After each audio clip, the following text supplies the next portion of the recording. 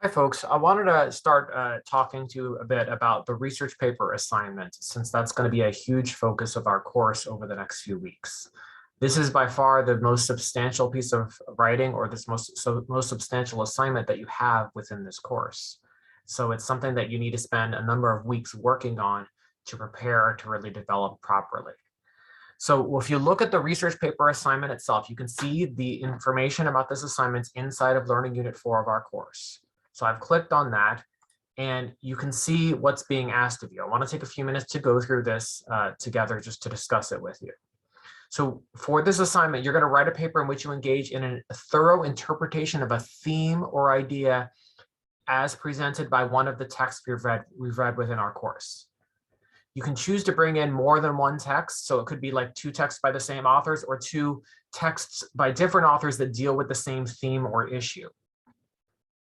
I've given a number of possible examples of themes that could potentially work.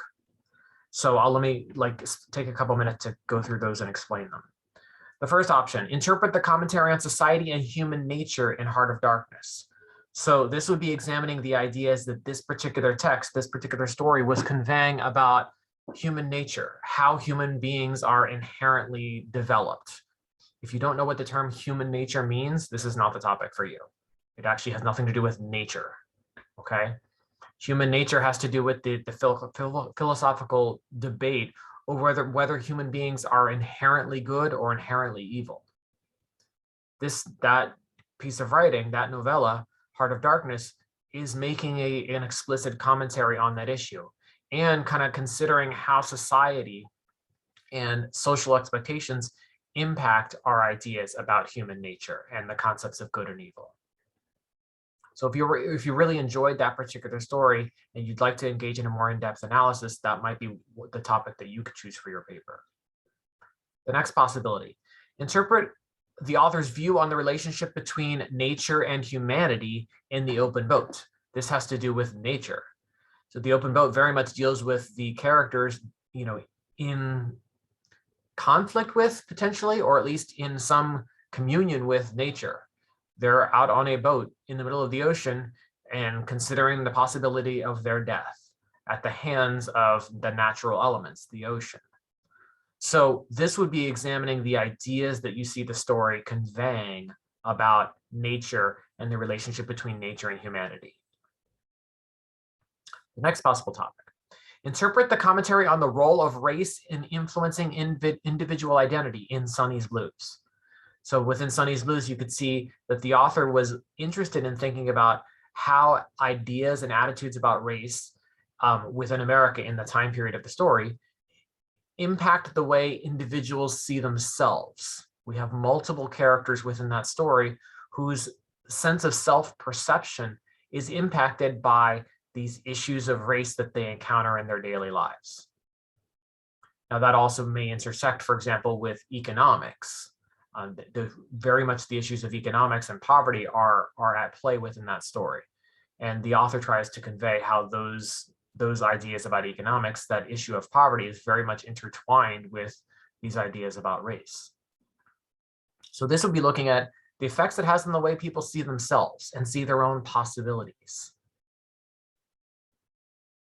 The next topic, interpret the commentary on the role of religion and personal morality in A Good Man is Hard to Find. That story by Flannery O'Connor clearly deals a lot with issues of religion and morality.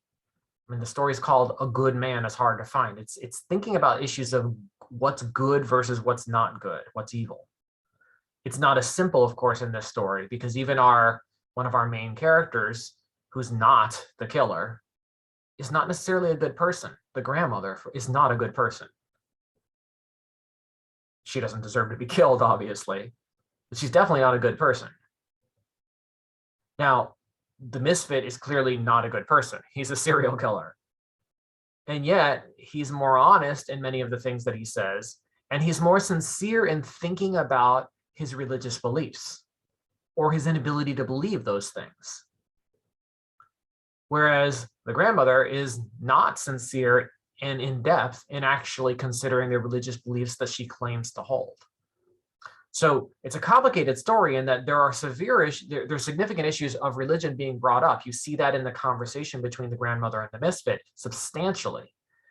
There is a definite set of ideas that this story is conveying about religion and how it impacts or interacts with people's ideas about personal morality. And how, for example, religion impacts the way people think of their own sense of morality. The messages that are coming across are not obvious, they're not simplistic, but that's what creates a good opportunity for analysis. The next idea, the next possible topic. Compare the key ideas presented about love in works by two of the following authors. So I'm giving you a bunch of options here. You'd be looking at the ideas being conveyed about love in works by more than one of these writers. James Baldwin, Carver, Danticott, Erdrich, Hemingway, O'Connor, or Poe. We've read all these different writers within our course. Many of them have dealt with issues of love in one way or another within their story. It's not sufficient to simply show there is love in this story. That's not an analysis. Rather, you'd be trying to identify the ideas those writers are conveying about the role love plays in people's minds, what love means to them, how it impacts the way they perceive themselves, how it impacts the way they perceive their place in the world, how it impacts the way they see their own psychological development. When we're talking about love here, it might be romantic love. It could be love that's related in families, familial love. It could be, the love between siblings, for example. How does that impact the way people perceive themselves? So that's a set of ideas to consider there. This gives you a lot of choice because there's a bunch of different authors that you could choose from. You'd be choosing two, no more than two, for that particular work. Okay, next option. Compare the key ideas presented about the impacts of family or romantic relationships on an individual's perception of themselves as seen in two stories. So this is similar to the above, but it doesn't necessarily have to be limited to love. Anything that you call romantic or family relationships, how do those things impact the way people see themselves? So this is thinking about the psychological effects of these relationships. The next option, compare the key ideas presented about the nature of evil in two stories that we've read, or two stories by the same author, one of which needs to be something we read in this course. So with the last few options here, as you're reading through this, you'll see it actually gives you a choice to bring in potentially other works from outside of our class. But at least one of the works that you're analyzing, that you're bringing into a comparison here, would have to be something we read inside of our class. So for that one, I could choose to write about, the two different works that are talking about the concept of evil by the same author. We may have only read one of those works. A Good Man is Hard to Find. That definitely deals at least partly with the concept of evil. I could examine that and another story by Flannery O'Connor and kind of compare the ideas that are being presented about the nature of evil. Another possibility. Compare key ideas being presented about the impact of social identity on individual identity in works by any two of the following authors. And then I have a list of all the different authors that we've looked at that seem to be doing that in one way or another. So you could actually look at works that are outside of our course, but at least one of the texts that you're analyzing, one of the stories needs to come from inside of our course, something that we've read.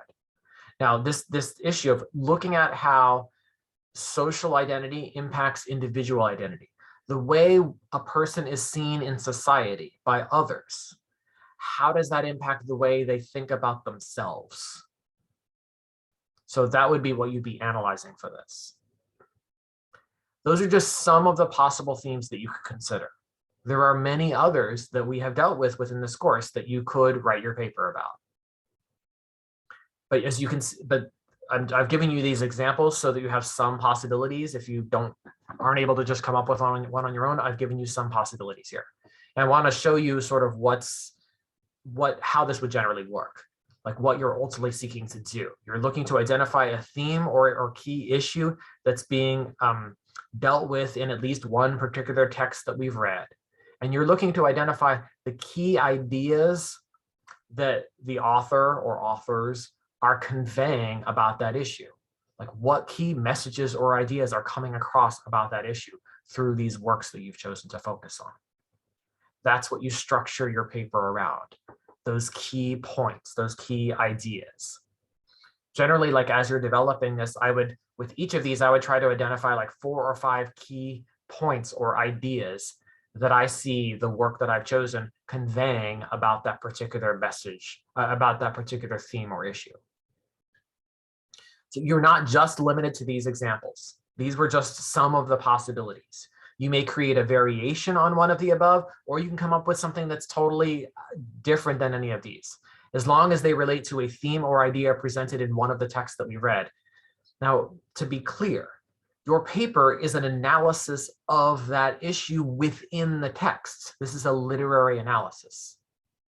So don't write me a paper that just deals with some issue that's vaguely mentioned in one of our stories and not make the paper about the story. The whole point of this is to analyze the ideas that are being presented within those stories about that issue. Okay, this is a literary analysis. So the vast majority of your discussion within the paper is going to be analyzing how that idea or those set of ideas can be seen within the story or stories that you've chosen.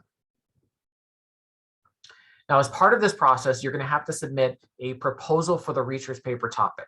This is simply a short paragraph in which you tell me, in this paper, I want to write about, and then you explain the specific theme or idea that you're intending to focus on. So it could be just taking one of the ones from this list, or creating your own variation on it, or a new theme entirely. But I want you to explain that in your own words. Okay, don't just literally copy and paste the thing I have here in this assignment. I need you to explain the concept in your own words. That's really important to show that you understand what you're talking about, that you understand the actual topic. So that's just the first step in the writing process. This proposal for the research paper topic, again, it's just 3 or 4 sentences. It's just a short paragraph in which you tell me this is the theme or issue that I want to analyze, and these are the literary texts I want to look at it in. It gives me the opportunity to make sure you know what you really want to talk about, what you would want to write about. And then more importantly, it gives me the chance to give you personal guidance and feedback on how to proceed with that particular topic. Okay, so I'm going to make suggestions to you. Once you've submitted that, I'm going to write you back within 24 hours or so with some detailed feedback on how to proceed, on things to think about as you're proceeding with this topic. Okay, so that's the first step in the writing process. Once you feel comfortable and you feel like I know this is the theme I want to look at, then submit that proposal as soon as you can. Sooner is better than later. I know you could wait till the deadline, but earlier than the deadline is better for you because you'll get my feedback earlier and you can start proceeding through the process. Now, as you'll see when you look through the research paper assignment here itself, you are required to use research sources beyond the literary texts themselves. So let's say there's 2 stories that you're bringing into your paper. That's great. In addition to those 2 stories, you have to have at least 3 secondary research sources. These are sources beyond just the literary texts themselves. Your research sources must meet our requirements for being legitimate for college level use.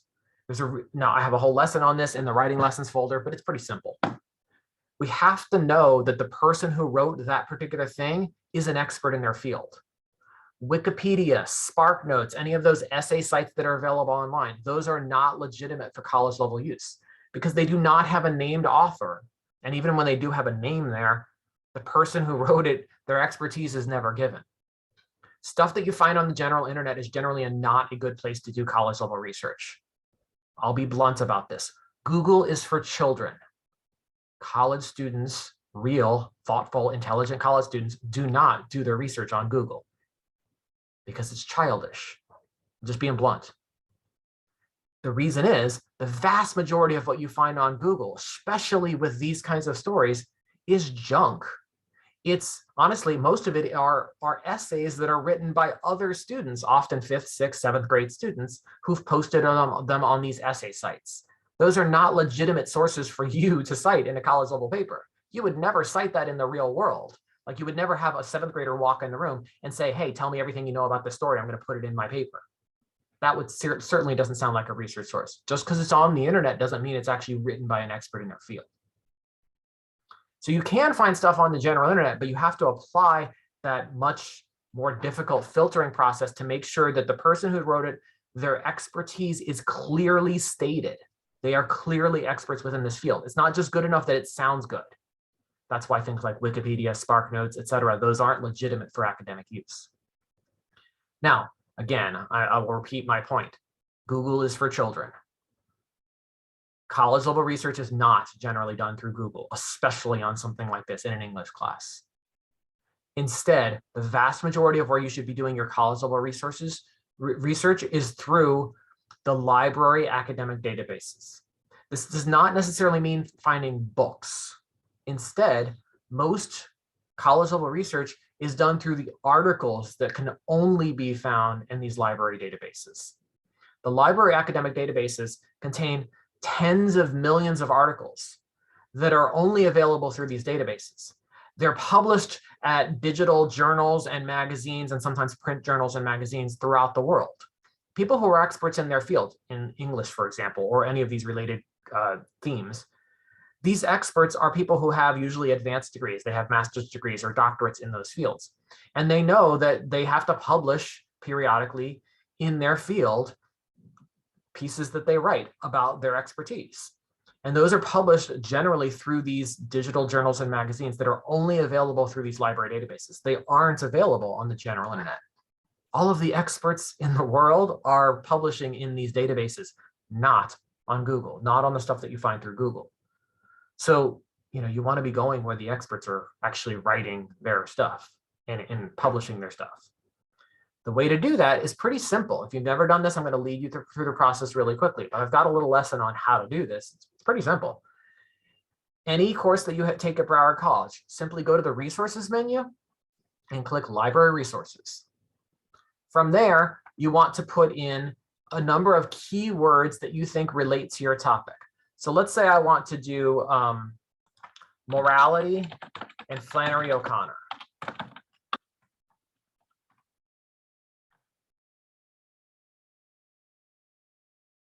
Okay, so there I found some search, that was some simple search terms looking at morality and Flannery O'Connor. The writer of A Good Man is hard to find. Now, when I initially do the search, it will just bring me everything back, including books, for example. But honestly, I might not have time to read a whole book for a paper that I'm writing in the next couple weeks. So I might just want to limit my search just to articles. Okay, so I still got 1,000-something results. Now, the second one looks kind of interesting. Maybe this is going to be helpful for me. This third one looks kind of interesting too. I'm just looking at the titles. So let's say I'm going to click on the fourth one. I'm just randomly clicking on one. So let's say that title looked interesting to me.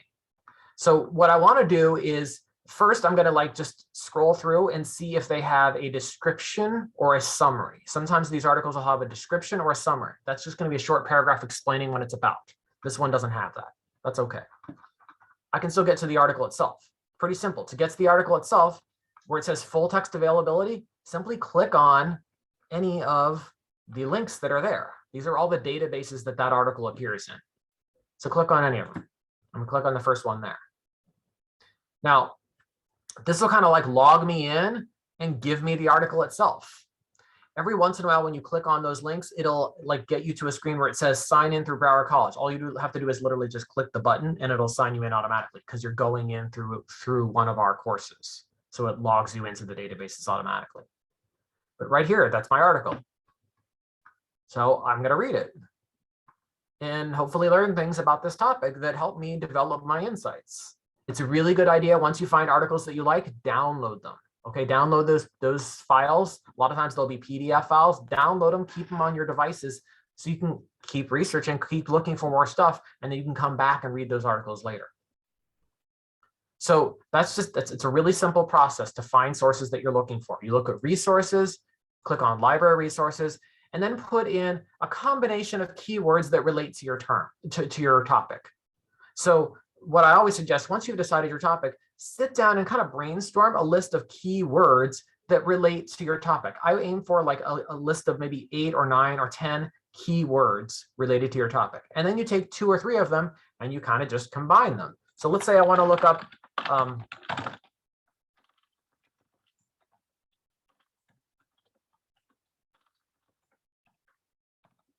looking up Revelation and Flannery O'Connor. There, it's a specific thing in terms of the religious beliefs that she talks about within her stories. And I got like 1,900 results. Again, all of these results are things that are not available on the general internet. These are only available through these library databases.